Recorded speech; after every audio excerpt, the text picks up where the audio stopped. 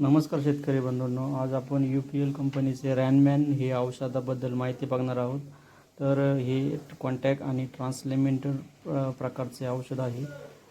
तर हे बुरशीनाशक साधारणपणे 22व्या ग्रुपमध्ये येते.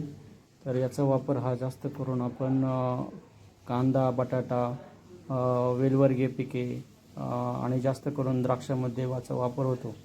तर याच्यामध्ये केझी फॅमेड 34.5% SC फॉर्म्युलेशन असल्यामुळे हे उच्च प्रतीचे औषध आहे. याचा वापर करताना आपण 80 ml साधारणपणे 200 लिटर पाण्यात मिसळून याचा स्प्रे करावा.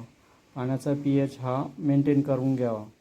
साधारणपणे हे औषध फवारल्यानंतरून 1 तासानंतरून पाऊस झाला तरी याचा पूर्णपणे जातो आणि उत्तम परिणाम भेटतात.